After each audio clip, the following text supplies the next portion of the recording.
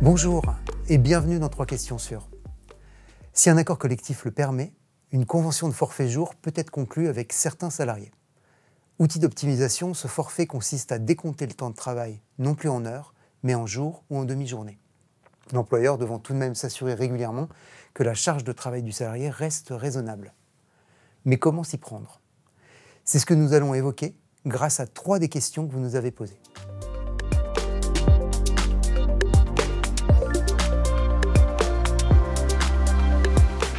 Depuis la loi travail, c'est à l'accord collectif prévoyant le recours au forfait jour de fixer les modalités selon lesquelles l'employeur assure l'évaluation et le suivi régulier de la charge de travail et communique périodiquement avec le salarié à ce sujet. Cette loi tire les leçons de la jurisprudence. Depuis 2011, les juges considèrent que l'accord doit garantir le respect d'une durée raisonnable de travail ainsi que des repos journaliers et hebdomadaires, notamment par la mise en place de mécanismes de suivi effectifs et réguliers permettant à l'employeur de corriger le tir en cas de surcharge. Et qu'à défaut, sauf si l'employeur respecte strictement le régime supplétif offert par la loi travail, la convention de forfait jour est nulle. Il faut donc bien examiner son accord et s'assurer qu'il prévoit une combinaison d'outils articulés à intervalles réguliers et permettant à l'employeur d'assurer ce suivi. À titre d'exemple, ont été validés par les juges des accords de branche prévoyant 7 combinaisons d'outils. Un suivi régulier du volume de travail par la hiérarchie, un document mensuel retraçant les jours de travail et de repos-congés remplis par le salarié mais sous la responsabilité de l'employeur, un dispositif d'alerte par le salarié en cas de surcharge de travail, et enfin un, voire plusieurs entretiens annuels avec le manager sur cette fameuse charge de travail et l'amplitude des journées.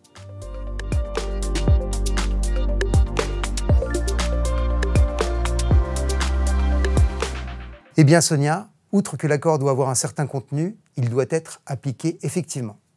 Sinon, 3 sanctions principales peuvent s'appliquer. La première, la convention de forfait est privée d'effet.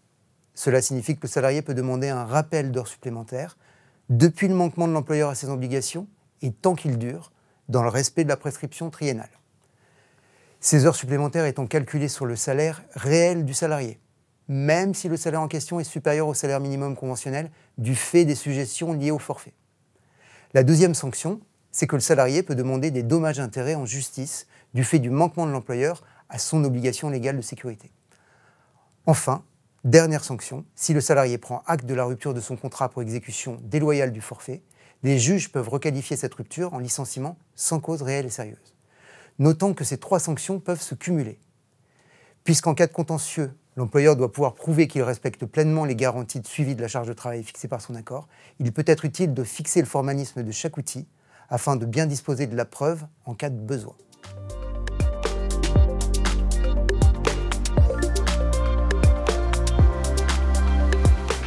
Alors Nicolas, merci de cette question car la notion de circonstance atténuante est souvent utilisée dans les plaidoiries.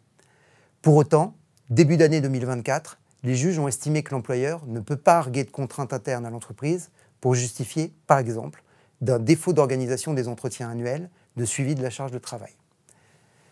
Car cela contrevient à l'obligation légale de sécurité qu'il a envers les salariés. Le même arrêt a estimé qu'il ne peut pas compenser un non-respect des repos hebdomadaires et un dépassement répété du nombre maximum de jours de travail prévus au forfait via des jours de récupération et une réduction du nombre de jours travaillés les années suivantes. Alerté d'une surcharge de travail, l'employeur doit réagir de façon proactive et pas réactive. Il doit s'attaquer aux causes de la surcharge et non à ses conséquences. Cela signifie qu'il doit réinterroger l'organisation quant au volume de travail à accomplir et la corriger. Il peut ainsi, par exemple, revoir les échéances et ou le nombre de dossiers confiés aux salariés, la répartition des tâches dans l'équipe, ou encore réexaminer un éventuel besoin de recruter et ou de former le salarié. Notre 3QS touche à sa fin. Si vous avez d'autres questions sur le suivi de la charge de travail d'un salarié au forfait jour, vous pouvez vous reporter aux revues RF sociales, notamment au cahier juridique 221 et à la revue d'actualité numéro 242, au mensuel RF 1156 et naturellement au dictionnaire social et au dictionnaire paye. N'hésitez pas à partager vos commentaires et à vous abonner pour ne manquer aucune de nos prochaines vidéos. À bientôt.